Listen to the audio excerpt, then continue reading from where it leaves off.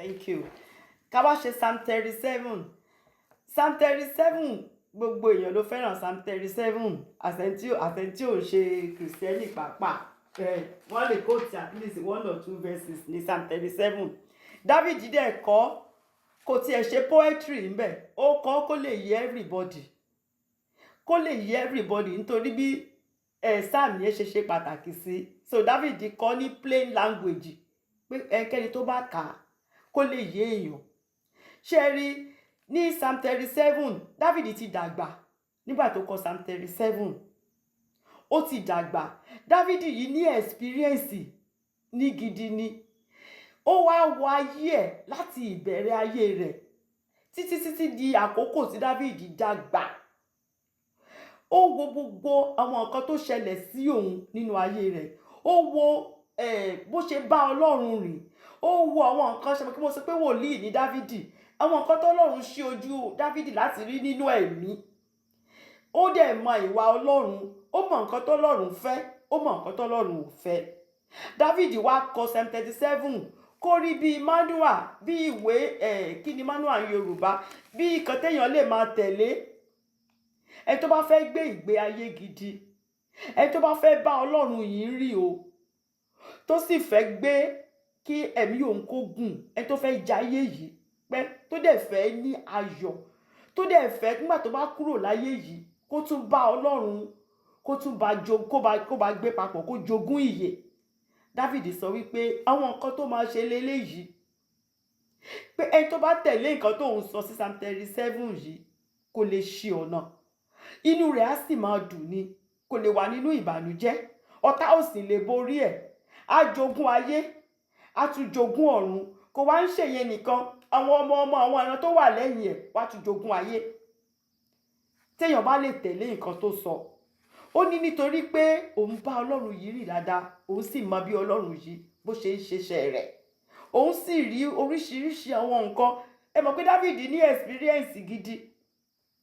So David fún wa ní ìdánwò, ó dẹ̀ tún fún wa èsì, ó fún wa ní answer ní Psalm 37. Gbogbo àdánwò tó lè dé séèyàn sí onígbàgbọ́ nínú ayé, David fi sí Psalm 37. Nǹkan tá sì lè ṣe láti bọ́ kúrò nínú ìdánwò náà, David kọ síbẹ̀. So open book ni, open book exam ni ó wá kù sọ́wọ́ oníkálùkù. Ṣé mọ̀ pé oníkálùkù ló lè ṣe ìpinnu. Ẹ lè ṣe ìpinnu pé ẹ fẹ́ pass, ẹ lè ṣe ìpinnu pé ẹ fẹ́ fail. But David gbé ìwé yẹn fún wa ká rí wípé nǹkan téèyàn máa ṣe leléyìí o. Ẹni tó bá lè ṣe nǹkan tó ń sọ pé kéèyàn ṣe síbí yìí, á jogún ayé, á tún jogún ọ̀run. Àwọn ọmọ tó bá bí wọn á tún jogún ayé. Ọlọ́run ò ní fi àwọn ọmọ tó bá bí lọ ìran ni o. Ọlọ́run ò ní fi wọ́n sílẹ̀. Téèyàn bá lè ṣerú nǹkan tóun David sọ sí Psalm 37. So Psalm 37 àwọn èèyàn pè ní manual to life. Oríṣiríṣi ni àwọn èèyàn pè Psalm 37. Psalm 37 David gbà wá níyànjú wípé ká gbẹ́kẹ̀ wa ká gbélé Ọlọ́run. Ká má ṣe ìlara àwọn ẹni ibi o. Torí kan tó ń fa wàhálà jù ni pé ká má ṣe ìlara. Brother yẹn ṣebí àjọ wá sí church náà ni. Ó ti jẹ́ pé Ọlọ́run ṣe báyìí fún wọn. Ó ti jẹ́ pé Ọlọ́run ò tí ì ṣe tiẹ̀ fún ẹ. Ó tiẹ̀ mọ̀ nǹkan tí wọ́n ń là kọjá. Ó dẹ̀ ń ṣèlára ẹni náà. Bàbá mi ńgbà tán wà láyé, wọ́n ní àìṣèpàdé ìyà kò jẹ́ ká mẹ́ni tó máa jẹ́ chairman, ètò máa jẹ́ secretary. Padà mi ní pé àìṣèpàdé ìyà tó bá yẹ pé àpapọ̀ tó ń kálukú jókòó, tó ń kálukú ń sọ nǹkan tó ń go through. Àmọ́ pé ẹni yìí ló yẹ kó jẹ́ chairman. Àmọ́ pé ẹni yìí ló yẹ kó jẹ́ secretary, kó jákọ̀wé. Nítorí téèyàn míì bá gbọ́ nǹkan téèyàn míì là kọjá, ẹ̀rù á bà á wípé kí ló dé. Tí ẹ̀ tó sì rò pé òun là kọjá yẹn, ó máa dákẹ́ ni. Torí pé èèyàn wà nínú mọ́tò ńlá, èèyàn ń wọṣọ, èèyàn ń ṣe, kò míìnì wípé gbogbo nǹkan lọ dáradára fún o. The rich also cry o. The rich also cry. Ẹ̀yin èèyàn Ọlọ́run, àwọn olówó ń sunkún o. Torí pé ẹ̀mọ̀ kan tí wọ́n ń là kọjá, ó lè ṣe máa sọ wípé ẹni yẹn ṣe bá jọ ń lọ church ni. Nígbà mìíràn téèyàn mí tẹ́yìn gan ti rò wípé ẹni yìí Ọlọ́run really faithful sáwọn ẹni yìí. Nígbà tó bá pè yín sẹ́yìn pé sister mi prayer point mi leléyìí, in fact ẹ̀yin gan ẹsẹ̀ yìí máa gbọ̀n ni pé ẹni sẹ́yìn gan sì tún wò wípé ọlọ́run faithful sáwọn eléyìí nígbà tó bá gbé prayer point ẹ̀ lé yín lọ́wọ́ orí ọ̀fẹ́ ọlọ́run lẹ máa fi adjust ara yín gan, lẹ máa fi compose ara yín. So Dáfídì ní ẹ má ṣe lára ẹnikẹ́ni o, Dáfídì ní ẹ má ṣe lára ẹnikẹ́ni o, ẹ má worry, ẹ má fret o. Ó ní ẹ̀yin ẹ fi àwọn ènìyàn búburú sílẹ̀, olúwa máa ṣèdájọ́ àwọn ènìyàn búburú. So torí chapter tá fẹ́ ṣe yìí ó gùn, so mi ní sọ ọ̀rọ̀ púpọ̀ ká tó bẹ̀rẹ̀.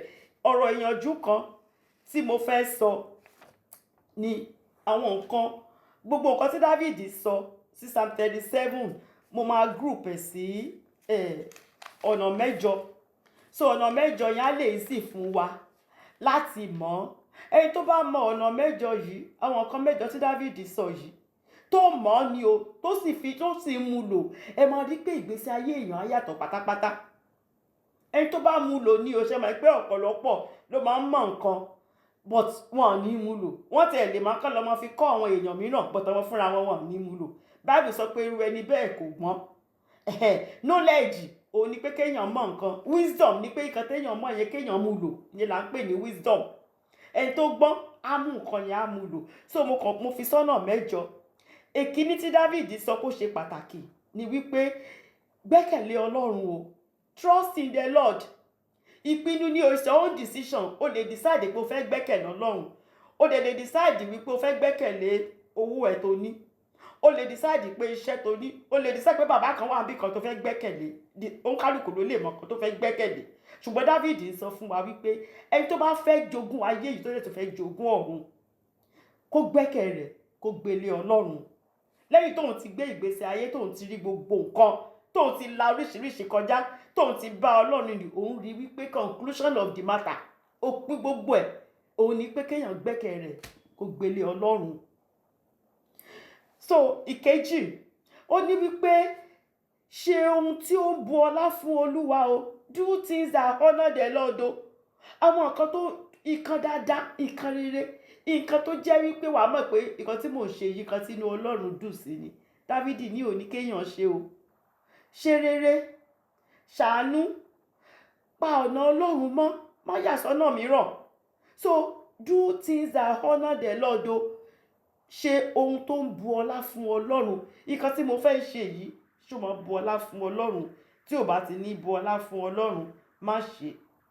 Nígbà tí ìyàwó ilé tó bá lọ ní àfíà ń ta tó sọ pé kò sẹ́ni tó mọ̀, ṣó bu ọlá fún Ọlọ́run? Kò bu ọlá fún Ọlọ́run. Nǹkan tó fẹ́ ṣe kó tó ṣe kó ti kọ́kọ́ rò wípé nǹkan tí mo fẹ́ ṣe yìí, owó Ọlọ́run nínú ìjọ ó tọwọ́ bọ̀ ó mu, ṣó bu ọlá fún Ọlọ́run. So kéèyàn kọ́kọ́ máa rò, Dáfídì ní kọ́kọ́ rò ó kó tó ṣe pé nǹkan tí mo fẹ́ ṣe yìí ṣó bu ọlá fún Ọlọ́run. Nítorí gbogbo nǹkan la kọ sílẹ̀ o, gbogbo nǹkan tí èso téèyàn bá gbé èèyàn máa ka o, á kà.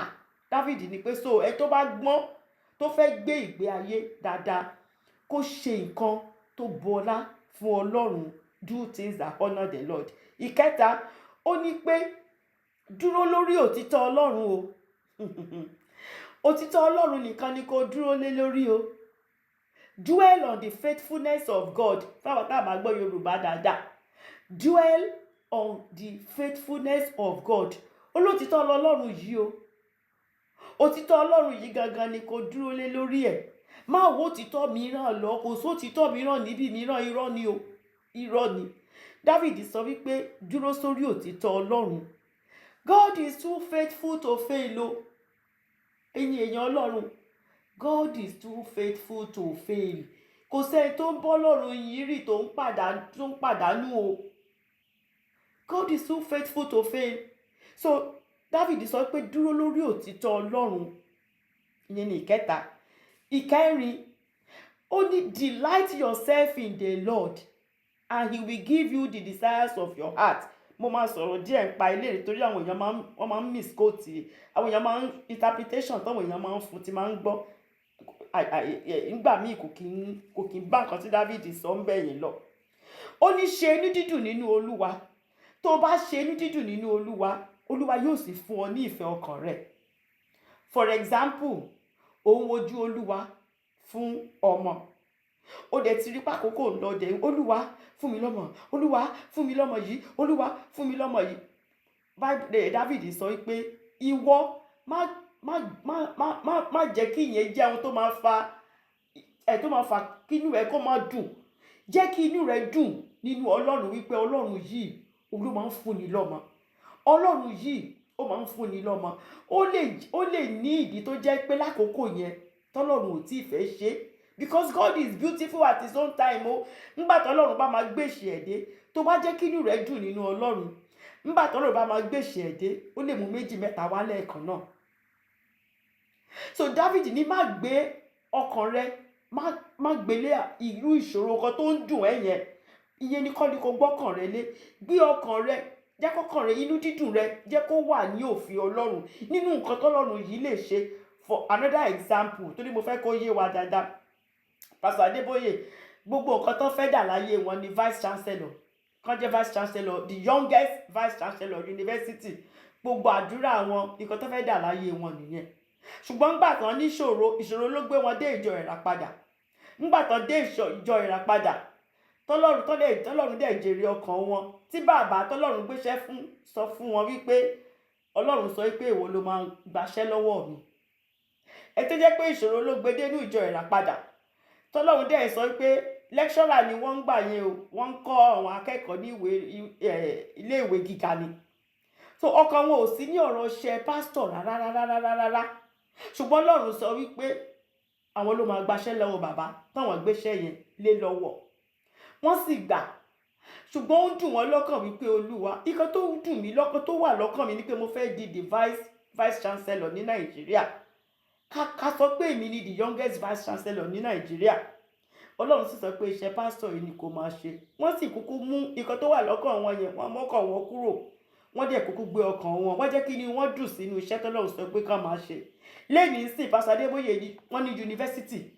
Wọn kì í wá ṣe vice chancellor, wọ́n jẹ́ tó ní university chancellor gangan. Ṣé ní pé nǹkan tó wà lọ́kàn wọn yẹn, desire heart wọn, Ọlọ́run pàpà fún wọn náà. Torí mo fẹ́ kó yé wa dáadáa. So nǹkan tó wà lọ́kàn wọn tó wù wọ́n yẹn láti jẹ́ vice chancellor, Ọlọ́run tiẹ̀ wá jẹ́ kó jù yẹn. Vice chancellor yẹn àwọn kọ́ ló máa ní school yẹn, but nísìnyí àwọn ló wà ní university gangan tó wá ju vice chancellor. So ká má jẹ́ kí nǹkan tó ń dùn wá yẹn, ká má jẹ́ kí àwa gbé yẹn sójú, ṣùgbọ́n ká jẹ́ kí inú wa dùn, ká ṣe ayọ̀ wa kó wà nínú Ọlọ́run, nínú nǹkan tó Ọlọ́run fẹ́ ṣe. Ọlọ́run ní ètò fún ayé gbogbo wa. So you just delight yourself in the Lord. Nǹkan tẹ́lẹ̀ rò pé kò ṣeé ṣe, pé ó dà pé kò ṣeé ṣe yẹn, nígbà tọ́lọ́run bá wá gbèsè èdè, gbogbo àwa di ṣíṣe. Àti ẹ̀ wá ju bẹ́ẹ̀ yìí ṣe rò lọ. Bọ́lọ́run ṣe ń ṣiṣẹ́ nìyẹn.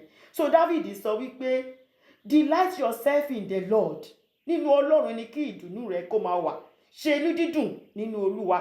Tó bá ṣe inú dídùn nínú Olúwa, Olúwa á sì fún ọ ní ìfẹ́ ọkàn rẹ. Tó ló mọ ìfẹ́ ọkàn rẹ. Ìkarùn-ún, ó ní David sọ wípé fi ayé rẹ fún Jésù yìí pátápátá o. Gbogbo ọ̀nà rẹ gbélé lọ́wọ́. Má rò pé o gbọ́n pé mo mọ̀ kan tó yẹ kí n ṣe, ìkan báyìí ni mo fẹ́ ṣe, ọ̀nà báyìí ni mo fẹ́ gbà. Jẹ́ kí Jésù yìí jẹ́ kó jẹ́ ọ̀nà rẹ. David ní dedicate your life to God, commit your ways, gbogbo ẹ̀ pátápátá gbélé lọ́wọ́. Má gbọ́n lójú ara rẹ o.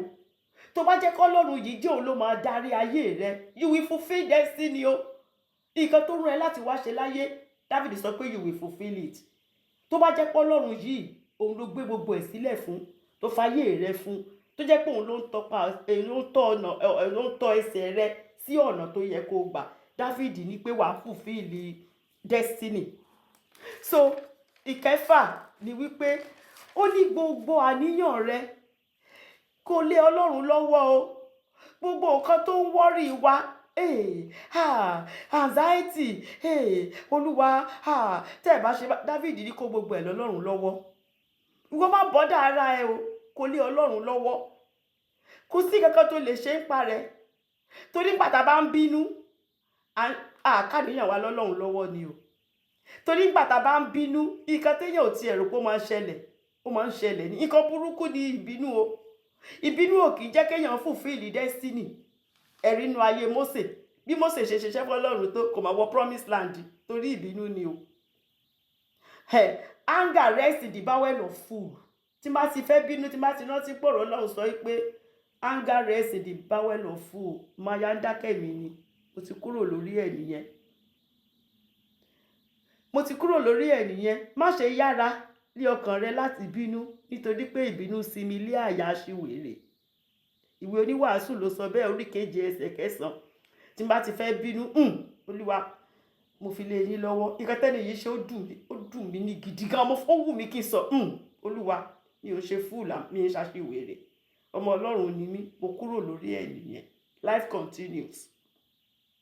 Olúwa fún wa lórí ọ̀fẹ́ lórúkọ Jésù. So David sọ pé gbogbo àníyàn wa yẹn, nǹkan tó ń fa ìlara, ẹni báyìí Ọlọ́run ti ṣe kan báyìí fún, kò dẹ̀ tí ìrántí ìwọ, irú ọmọ tó fún ẹ, ọmọ tí ẹni èèyàn kan ti marry, ọmọ tí ẹ ò tí ì marry. David ní má bí ọ̀rọ̀ ẹ lẹ́nu, má fi ara rẹ wé ẹlòmíràn, kó gbogbo ẹ̀ lé Ọlọ́run lọ́wọ́. Download your worry to the Lord, bí mo ṣe kọ́ lóyìnbó nìyẹn.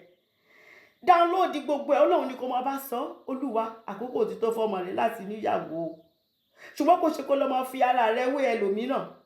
Ọmọ tí ẹ ti lọ́kọ, ọmọ tí ẹ ti níyàwó. David ní má ṣe rú ẹ̀, má ṣe rú ẹ̀. Tó bá fẹ́ kọ́kàn ẹ balẹ̀, tó dẹ̀ fẹ́ kọ́lọ́run ṣeṣẹ́ ìyanu, tó fẹ́ ní àlàáfíà, David kó gbogbo àníyàn rẹ kó lé Olúwa lọ́wọ́, kó lé Olúwa lọ́wọ́.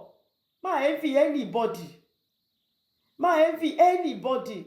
Kò sáyè púpọ̀ lẹ́ni àti sọ sórí torí ìpìta fẹ́ ka ogun bá máa fún yín ní àwọn testimonies tẹ́pẹ́ yìí gan máa rò wípé tẹ́pẹ́ sísà mi lè wá bá yín sí tó máa sọ wípé sísà mi ẹ wò mo dẹ̀ sọ táìtì mo ń ṣe gbogbo ẹ o wọ́kàrí mi ní Ọlọ́run ẹ wò ń sìn gbogbo nǹkan difficulty gbogbo nǹkan ṣe wọ́n síìkì o, ọmọ ò síìkì o, kò sí diagnosis kankan o, kò ṣe the only thing ni pé tí wọ́n torí ẹ̀ sọ̀rọ̀ torí pé sísà kan ń gun irú jeep táwọn olórí náà lówó ẹ̀.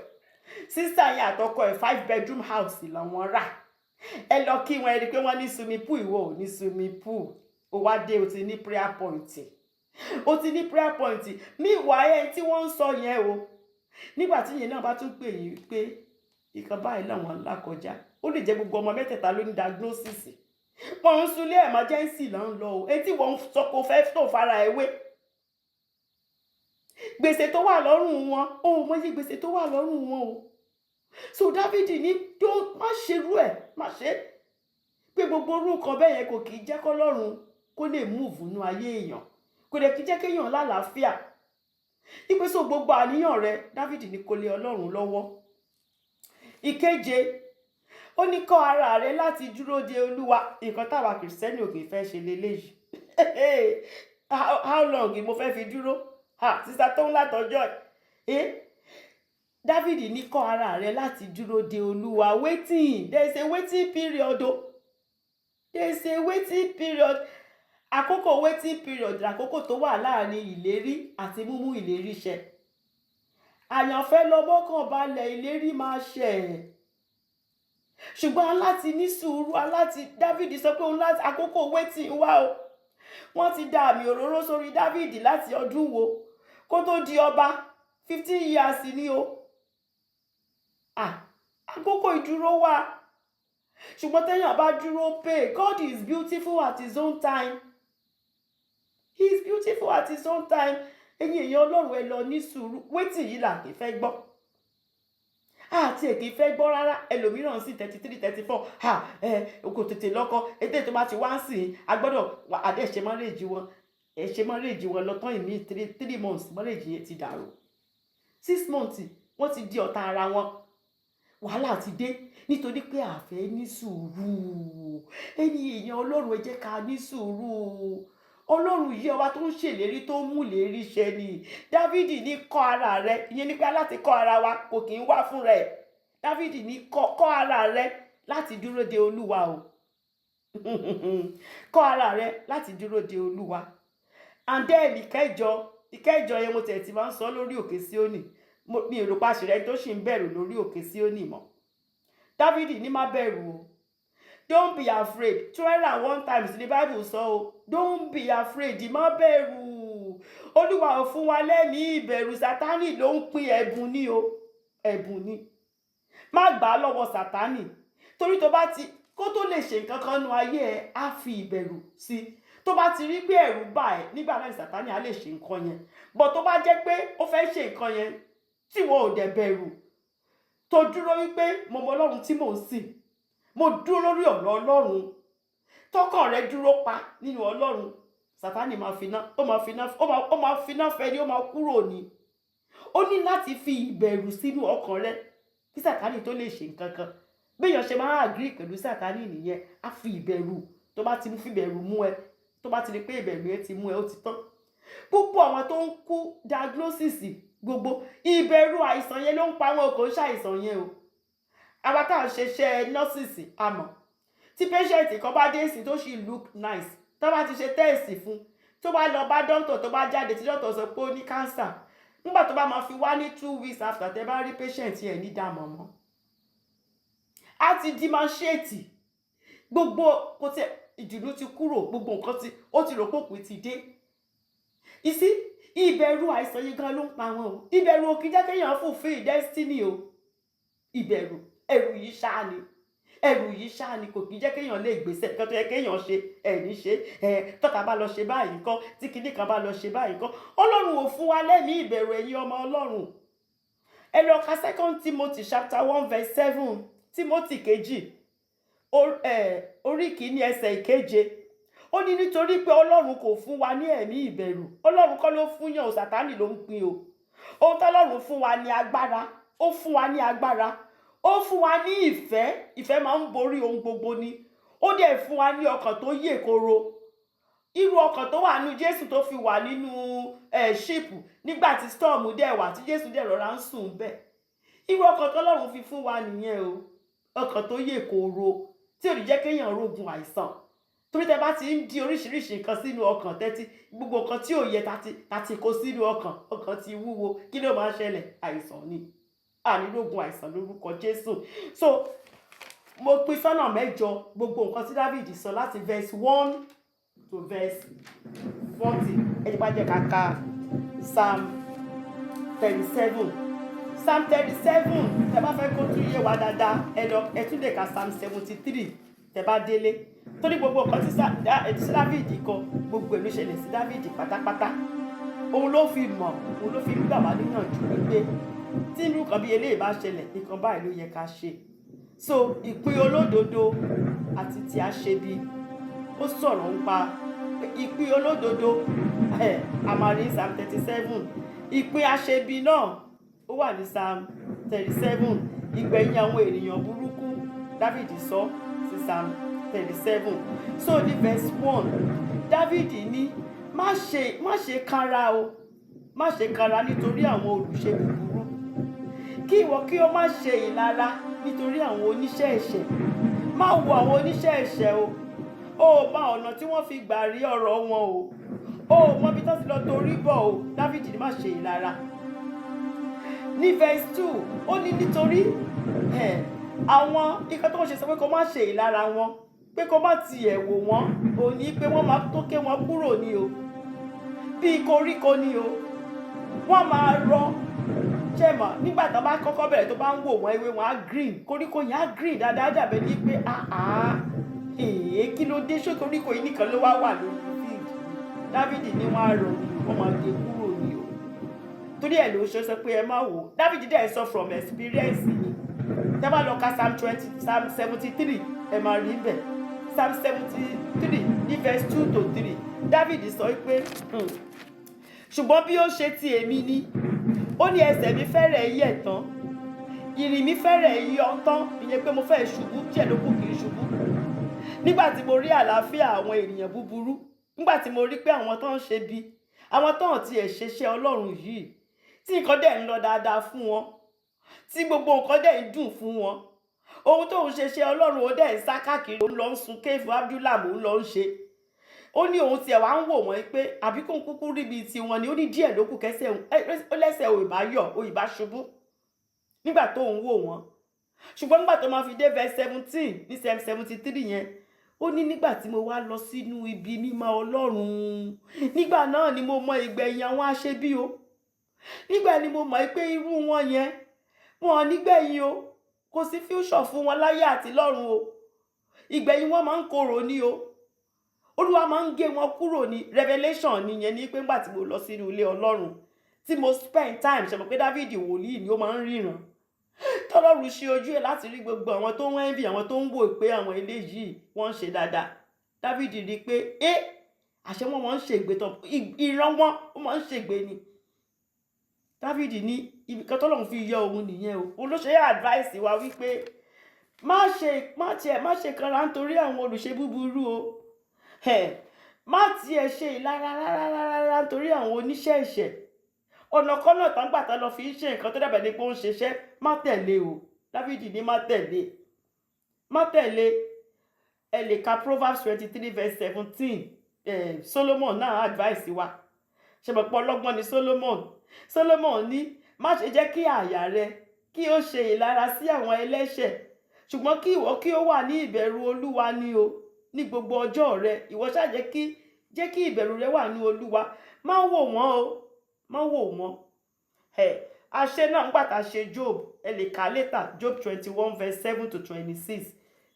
Job sọ̀rọ̀, Job náà ìbá ṣubú ń gbà yóò náà sọ wípé àwọn tó ń sin Ọlọ́run, àwọn tó ń hùwà dáadáa, wọ́n ń prosper, àwọn ọmọ wọn ń ṣe gbogbo ẹ̀. But later Job sọ pé òun rí wípé a ké wọn kúrò, pé iná Job wá sọ gbogbo ẹ̀ at the end of the day. So ìdí tí Dáfídì ṣe sọ pé ká má ṣe ìkanra, ká má wò wọ́n ni wípé wọ́n máa ké wọn lulẹ̀ láìpẹ́ ní òbí koríko, wọ́n á sì rọ̀ bí ewéko tútù. So ó wá ń gbà wá yànjú verse 3. Ìkan tóun fẹ́ ká ṣe ni wípé gbẹ́kẹ̀lé Olúwa o.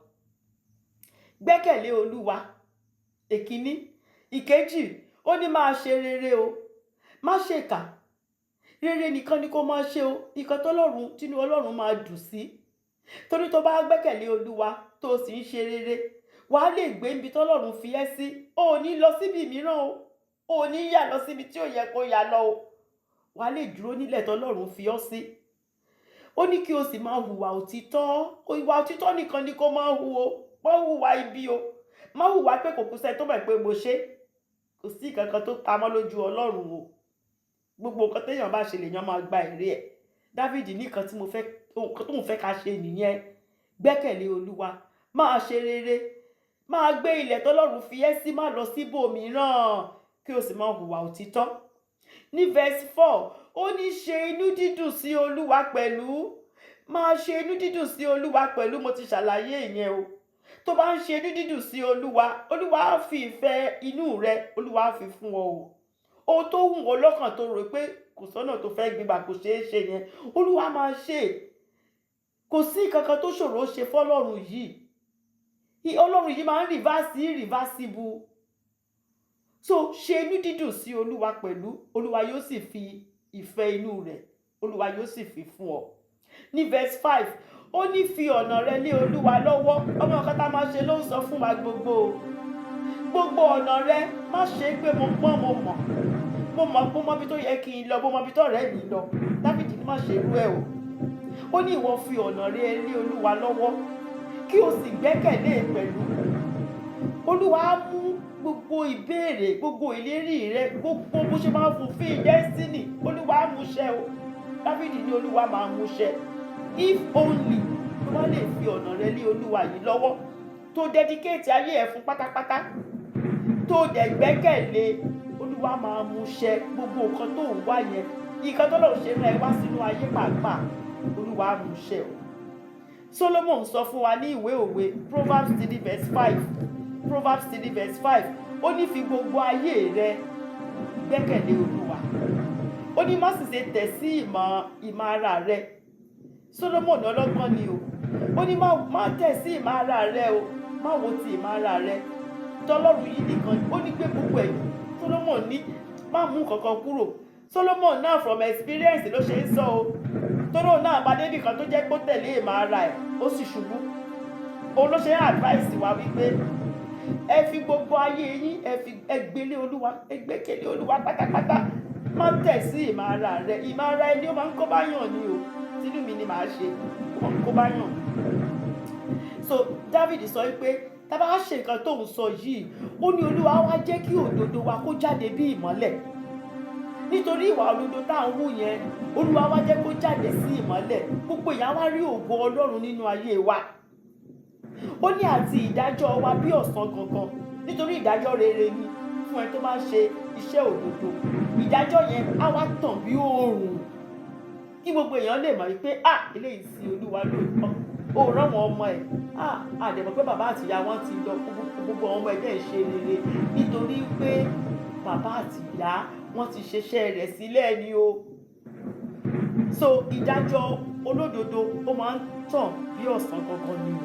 Nígbà tóòrùn bá yọ tí gbogbo tá lè rí gbogbo nǹkan, ìyẹn ni pé ògo olódodo ó máa ń tàn ni. So ní verse 7 ó ní ìwọ sinmi nínú Olúwa o. Mo ń gbà níyànjú Dáfídì ń sọ o. Sinmi nínú Olúwa kí o sì fi sùúrù dúró dè, má kánjú. Má kánjú, fi sùúrù dúró dè Ọlọ́run. Má sá lọ bí tí wọ́n ti máa gbé nǹkan tí kò yẹ lé ẹ lọ́wọ́. Má rí bí ẹja tó sọ pé ìyẹ́ lòun fẹ́ tó lọ gbéra ẹ̀ lọ́tà lọ́wọ́. Ní sùúrù dè Ọlọ́run yìí. Má ṣe kanra nítorí ẹni tí ó rí rere lé ọ̀nà rẹ̀. Ó mọ ọ̀nà tó gbà tó fi ń rí rere náà o. Ìwọ́dẹ̀ envy ẹ̀, ara wa ń ta ẹ́.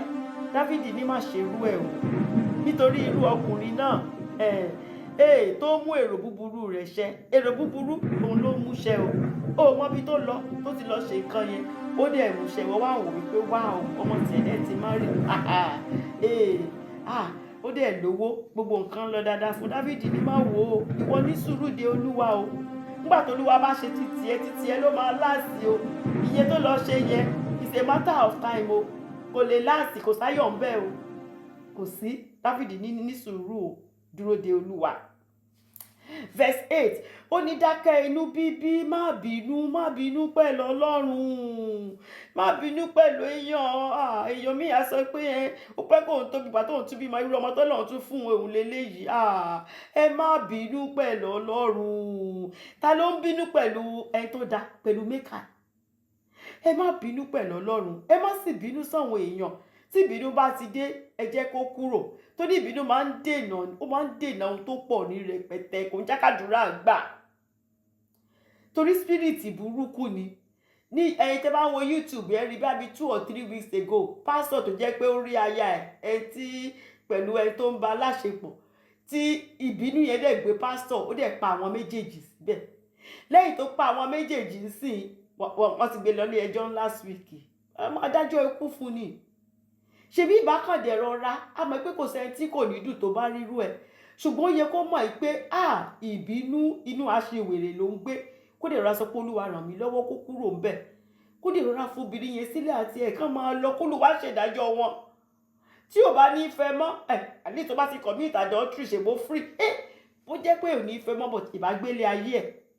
Ṣùgbọ́n sìn àwọn ọmọ tán bí sìn wọ́n dà àwọn ọmọ ọlọ́mọ àti bàbá àti ìyá kò ní sí mọ́tò lẹ́jọ́ okú lọ́mọ adá fún ó ti wà ń kọ́ọ̀tù ń sìn. So ìbínú máa ń bà nǹkan jẹ́ ni. Ṣẹ̀dẹ̀ wá ní téèyàn bá ti ń bínú, David sọ pé you cannot make a good decision. O lè ṣe ìpinnu tó dáa, o lè make a decision tó dáa nínú ìbínú. David sọ wípé dákẹ́ inú bíbí kí o sì kọ ìkáàánú sílẹ̀, ìyẹn ni wrath. Ó ní kọ̀ sílẹ̀. Ó ní má ṣe ìkanra, don't envy anybody. Torí ó ní kí o má bàa ṣe búburú, torí tí ìbínú téèyàn bá ti ń bínú, èèyàn máa ṣe búburú o. Ìbínú lè jẹ́ kéèyàn ṣe nǹkan tí ò yẹ kéèyàn ṣe o. Ṣùgbọ́n tó bá ti bínú, tó mú wrath kúrò, tó mú ìkáàánú, tó rọra mú kúrò, tó dẹ̀ envy èèyàn, nǹkan tó Ọlọ́run fi fún ẹ ó ti tó ẹ, tó rọra ń ṣe dẹ́jẹ́ ń tiẹ̀, ò ní ṣe búburú. Ẹ̀mí burúkú ò ní wọnú ẹ láti tì ẹ́ pé lọ ṣe báyìí. So David sọ wípé pa ìbínú rẹ́ kí o sì gbàgbé ìrunú, má ṣe kanra nítorí ibi ló máa ń fà o. Ìyẹn verse 8 ó bó ṣe fún wa ní ìwé oníwàásù chapter 7 verse 9 orí keje ẹsẹ̀ ìkarùn. So verse 9 ó ní nítorí tí a ó ké àwọn olùṣe búburú kúrò ní. Wípé àwọn olùṣe búburú tá ń wò, tá ń rò pé wọ́n ń ṣe dáadáa yẹn, Dávìdì ní pé torí ọ̀nà tí wọ́n fi ṣe kò kìí ṣọ̀nà Ọlọ́run. Dávìdì sọ wípé wọ́n máa ké àwọn olùṣe búburú kúrò ní. Ó ní ṣùgbọ́n àwọn tó dúró de Olúwa ni yóò jogún ayé. Ẹni tó bá dúró de Olúwa, nígbà tí Ọlọ́run bá fún yín ní ọrọ̀, kò ní fi sọ̀rọ̀ sí i. Ọ̀rọ̀ tó máa dùn téèyàn máa fà láfíà lónìí. Ọ̀pọ̀lọpọ̀ àwọn tá à ń rò pé ọlọ́rọ̀ tẹ́ ẹ̀ ń wò tẹ́ ẹ̀ ń envy ń ta níṣe ni wọ́n envy èèyàn o. Ìkànnì lọ bá Pastor Adébóyè tó sọ wípé olówó rẹpẹtẹ ń bàdàn táwọn èèyàn mọ̀ ni. Ó ní gbogbo nǹkan tó ní òun fẹ́ fún Pastor Adébóyè tó bá lè bá òun gbàdúrà kóun máa sùn. Oorun lásán, oorun ni kò lè sùn, kò lè sùn bí tó ti bá nǹkan dé. Owó yẹn ń pọ̀ rẹpẹtẹ, ó kọ́lé káàkiri gbogbo Ìbàdàn ṣùgbọ́n kò lè sùn. Ó ní gbogbo eléyìí òun rẹ́dí àti fún Pastor Adébóyè tó bá lè gba àdúrà fóun kóun máa sùn. Mí ìwáyà wa dẹ̀ ní tá bá ti dé àti ibi iṣẹ́ sìn, in fact a máa ń sùn pẹ̀lú scrub ń gbà míì ni. Oorun yẹn kò fà à ń gbàdúrà lọ́wọ́ ń gbà mìíràn gan oorun yẹn á dé. Àbí? Oorun yẹn ń wá lọ́fẹ̀ẹ́ lífà ni o, lórun yẹn ń wá. Torí pé kò sí nǹkan kan tó wà, kò sí kankan tá a lé. Adúródolúwa. Mọ̀kan tí wọ́n ń là kọjá o. Ẹ kàn rí wọn tó ń gbé mọ́tò ńlá tó ń wọ aṣọ ńlá. Dáfídì ní má farawé wọn o, wọ́n máa ké wọn kúrò. Verse 10, nítorí pé nígbà díẹ̀ àwọn ènìyàn búburú yìí wọn ní sí mọ́ o. Ó lóun ti rí from experience. Òun rí àwọn tóun ti envy tóun ṣèkàrà pé kìnnìkan Dáfídì ní kó tó di pé òun dàgbà yẹn, kó tó wá di pé òun kọ Psalm 37 yìí. Ó lóun wò wọ́n sí mọ́, wọ́n parẹ́ tọmọtọmọ ni. Dáfídì ní wọn sí mọ́.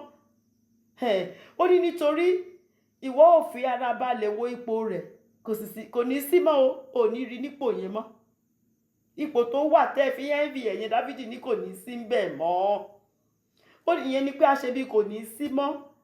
Ó ní wàá wo ipò rẹ̀, ó ti parẹ́. Pé so ẹni tó envy yẹn, so kí wá lè yàn envy ẹ̀ fún? Dáfídì ní pé kò nílò pé àwọn mistake tó ń ṣe lòun fi ń kọ́ wa o, òun fẹ́ ká ṣe mistake yẹn. He's talking to us from experience. Ní verse 11, ó ní ṣùgbọ́n àwọn ọlọ́kàn tútù ló máa ń jogún ayé, àwọn onírẹ̀lẹ̀ ọkàn. Dáfídì sọ pé òun ló máa ń jogún ayé o. Òun ní o. Ó ní ṣùgbọ́n àwọn ọlọ́kàn tútù ni yóò jogún ayé, wọ́n sì máa ń ṣe ní dídùn ní ọ̀pọ̀lọpọ̀ àlàáfíà. Wọ́n á fi àlàáfíà, wọ́n á fi lólé ayé wọn ni. Kò sí ìgbọ́kàn sókè, kò sí nǹkankan. Àlàáfíà ló máa fi lólé ayé wọn tí Jésù á fi sọ pé ó yá àkókò tó wá máa lọ sí ilé gidi. Ìgbádùn ní transition ní ikú, ìgbádùn gidi á tún wá bẹ̀rẹ̀. You see? So Matthew 5:5 Jésù Kristi sọ ń pa mí ní máa ka scripture púpọ̀ torí iṣẹ́ sólóòótọ́ wọ́n ń pa eyín wọn kéke. Dáfídì ní má wọrí o, fi wọ́n sílẹ̀, má gbé ọkàn ara rẹ sókè. Olúwa ń wò wọ́n, Olúwa ń rẹ́rìn-ín, ó rẹ́rìn wọn ni o, nítorí Olúwa mọ̀ pé ọjọ́ wọn ti súnmọ́ tòsí, ọjọ́ ìdájọ́ wọn. So verse 14, ó ní àwọn ènìyàn búburú ti fa idà yọ, wọ́n sì ti fa ọrùn wọn lé. Ṣẹ̀bọ̀ ọdún tó máa fi ń ja ogun yẹn táwọn Haúsá máa ń ta yẹn, wọ́n ti fà á lé. Nǹkan tó sì fẹ́ ṣe ni pé wọ́n fẹ́ sọ tálákà àti aláìní kalẹ̀. Ìyẹn ni ẹni tí ò lágbára bíi titi wọn, tí wọ́n mọ̀ pé yes àwọn ti lọ gba agbára, àwọn fẹ́ sọ kalẹ̀. Wọ́n fẹ́ pa irú àwọn tí ń rìn ní ọ̀nà òtítọ́, because wọ́n kórìíra ẹni tó ń rìn ní ọ̀nà òtítọ́. Òun náà ṣe ń wá sílé Ọlọ́run, wọ́n lọ máa bá àwọn tí wọ́n ń ṣọmọ Ọlọ́run jà ń ta. But àwọn ọmọ Ọlọ́run tó wà ní ilé Ọlọ́run, òun náà máa ń ṣe irú nǹkan bẹ́ẹ̀ sí. Ṣùgbọ́n Dáfídì wá sọ wípé ẹ má gbéra yín lọ́kàn sókè. Bí wọ́n ṣe ń ṣe báyìí, tí wọ́n ń fa idà wọn yọ, tí wọ́n ń fa ọrùn, tó ti fa ọrùn wọn, tó ti fà á lé, tó ti rẹ́dì láti ta yẹn. Ó ní Olúwa á wá jẹ́ kí idà wọn, tí wọ́n idà tó fà yọ yẹn, Olúwa wá jẹ́ kó wọ àyà wọn fúnra wọn lọ. Ó ní ọrùn wọn, èyí tí wọ́n ti fà lé tó fẹ́ ta yẹn, ó ní Olúwa wá ṣẹ́. Ṣé rántí Haman àti Mordecai? Bí Haman ṣe fẹ́ ṣe parí Mordecai pé àwọn Júù yìí, mi ì fẹ́ àwọn Júù yìí. Mordecai yìí mo máa make sure ó lọ gbẹ́ Gálò tó gbẹ́ tó fẹ́ fi Mordecai sí, Hamani fún rẹ̀ gangan. Òun ni wọ́n fi sí Gálò náà, àtòun àti gbogbo ilé ẹ̀, ibẹ̀ náà parí sí.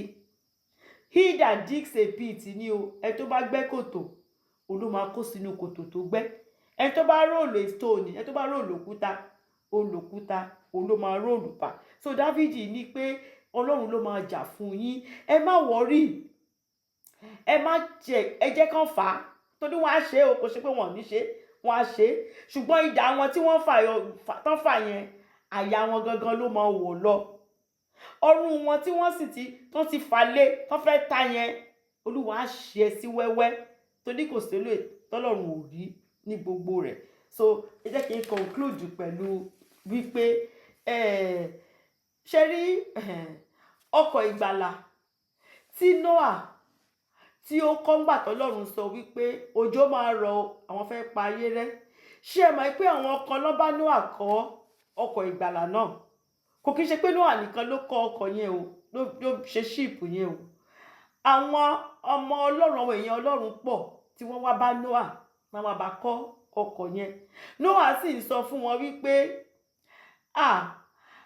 òjò fẹ́ rọ̀, Olúwa fẹ́ pa ilé ayé rẹ̀, ẹ wá wọnú ọkọ̀ ìgbàlà yìí kó tó di pé ó léètì. Níṣe ni wọ́n dá Noah lóhùn o, níṣe ni wọ́n lọ ń ṣèkómọ, tí wọ́n lọ ń ṣe patí, tí wọ́n lọ ń ṣe iṣẹ́ wọn. Àwọn wọ́kà ni o, àwọn òṣìṣẹ́, wọ́n ṣiṣẹ́, wọ́n ń bọ́ Ọlọ́run, wọ́n ń bá Noah ṣiṣẹ́ Ọlọ́run o, ṣùgbọ́n wọn ò wọ ọkọ̀ ìgbàlà, wọn ò wọ ọkọ̀ ìgbàlà náà o. Nígbà tílẹ̀kùn títì tójò ti bẹ̀rẹ̀, tílẹ̀kùn títì lọ́sẹ̀ wá ń pariwo wípé Noah ṣílẹ̀kùn, àjọkọ́ áàkì yìí ni, ẹbí rẹ̀ bàbá rẹ̀, ẹbí bàbá ẹbí ìyá mọ̀ ní mí, ṣílẹ̀kùn. Ṣùgbọ́n ilẹ̀kùn ti tì. Ṣe rí lẹ́ni àwa òjíṣẹ́ Ọlọ́run, òun ni ẹ̀mí Ọlọ́run fi sí mi lọ́kàn. Èyí tó ń bọ́ Ọlọ́run ṣe iṣẹ́, òun wá sórí òkè Síónì lójoojúmọ́, ó dẹ̀ ń ṣiṣẹ́ fọ́lọ́run. Ṣùgbọ́n ọkọ̀ ìgbàlà yìí, ìjọ olè wà nú ẹ̀.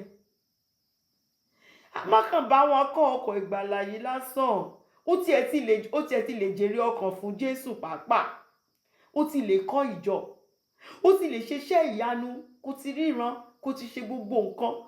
Ṣùgbọ́n tó o bá ti wọnú ọkọ̀ ìgbàlà yìí, gbogbo ẹ̀ asán ló já sí, asán ni. Bó ti rí nígbà ayé Noah ló ń bẹ nísìnyí o, ọ̀pọ̀ ló ti ń sọ wípé Jésù ò ní dé mọ́ o. Báráyé bá wí títí, wọ́n á sọ pé kò sí Jésù, wọ́n á ní kò sólùgbàlà kankan, wọ́n láyé ò ní parẹ́, wọ́n lóhun tá bá jẹ láyé òun la ó gbé lọ sọ́run. Irọ́ ni gbogbo ẹ̀, ọ̀pọ̀ ló ti sọ ẹ̀mí Ọlọ́run tó ti sọnù pátápátá. Olúwa ń bọ̀, báyé fẹ́ báyé kọ̀, Jésù máa fara hàn. Nígbà tó bá sì ń bọ̀ láwọ̀ sánmọ̀, gbogbo ojú ni yóò rí o, àti ẹni tó gba Ọlọ́run àti ẹni tí ò gba Ọlọ́run. Ṣùgbọ́n èyí tó ń dùn mí jù ní pé tó fi àsìkò ẹ̀ tó fi ṣiṣẹ́ fún Ọlọ́run. Má di kọ̀ǹdọ́tọ̀ tó ń bá wọn pèrò sínú mọ́tò tí kò sì bá mọ́tò lọ. Ó ń ṣiṣẹ́ fọ́lọ́run lójoojúmọ́. Iṣẹ́ ò sọ pé iṣẹ́ ò múyàn wọ ìjọba ọ̀run o. Mo ti sọ fún wa lórí òkè Síónì, téèyàn bá ti di àtúnbí pásítọ̀tì, ṣùgbọ́n ìgbé ayé mímọ́ òun ni físà orí ẹ̀ o. So ẹni tó bá fẹ́ wọ ọkọ̀ ìgbàlà yìí, ó ní láti gba Jésù Kristi lóòótọ́ àti lódodo. Pé mò ń ṣiṣẹ́ fọ́lọ́run ò mà sọ pé kéèyàn wọ kò múyàn débẹ̀ o. Pé mo jó lóòótọ́ èèyàn kò múyàn débẹ̀ o. Àfẹ́ni tó bá gba Jésù Kristi yìí lóòótọ́ àti lódodo, tó sì kọ èṣù iṣẹ́ àti iṣẹ́ ọwọ́ rẹ̀ tó fi sílẹ̀ pátápátá, tó dúró sórí ọ̀nà náà, ọ̀nà tó jẹ́ Jésù Kristi, ọ̀nà ìyè, ọ̀nà tó ń gbéyàn lọ sínú ìyè. Ọ̀nà náà nìkan ni o.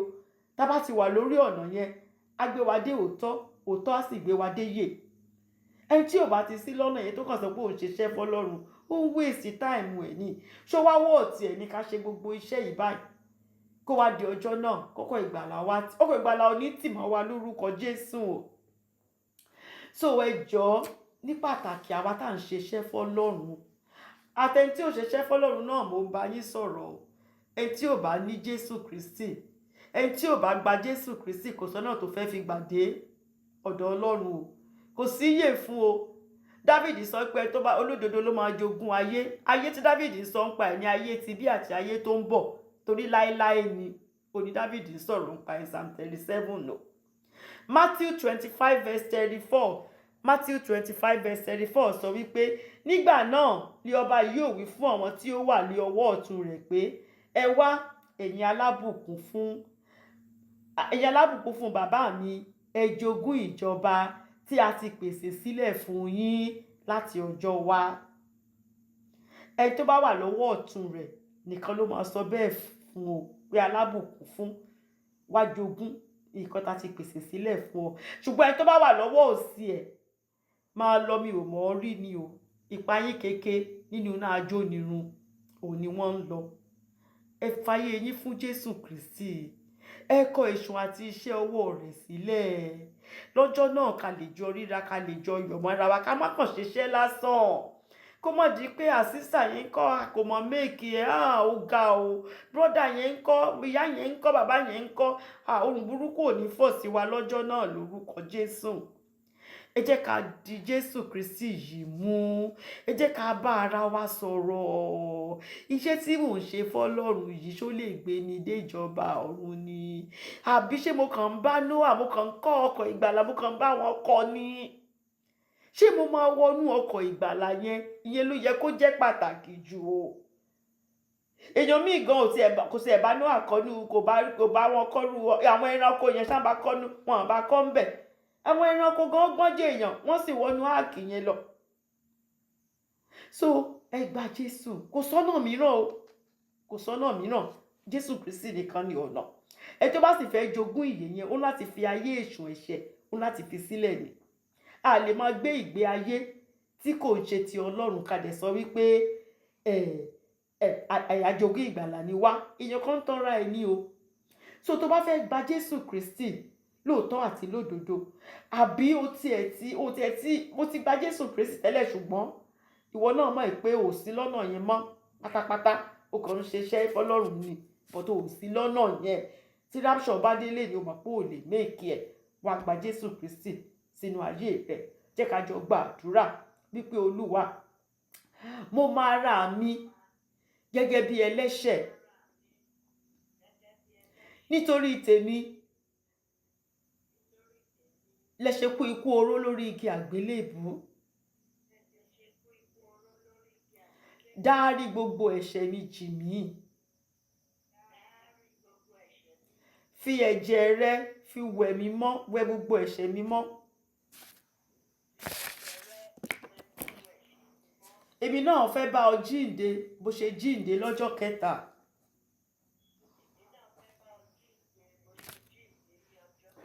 Kọ orúkọ mi sínú ìwé ìyè.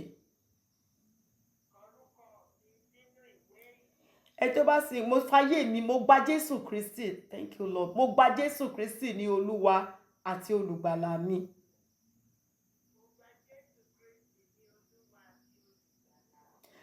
Ẹ tó bá sì sọ lóòótọ́ àti lódodo láti inú ọkàn rẹ̀ pé láti èní lọ mo gba Jésù Kristi ní Olúwa àti olùgbàlà mi, mo kọ èṣù, ẹ̀ṣẹ̀ àti iṣẹ́ rẹ̀ sílẹ̀, mo gbé àgbélébù náà, mo sì ń tẹ̀lé Jésù Kristi. Ẹ tó bá sọ lóòótọ́ àti lódodo, inú Jésù Kristi á sì máa dùn. Àwọn áńgẹ́lì gan wá máa yọ̀ lọ́run, wọ́n á tún kọ orúkọ rẹ̀ sílẹ̀ sínú ìwé ìyè. Lọ́jọ́ náà àríra, ayọ̀ mọ́ra wa. Thank you, Lord Jesus Christ. Thank you all. God bless you in Jesus' name.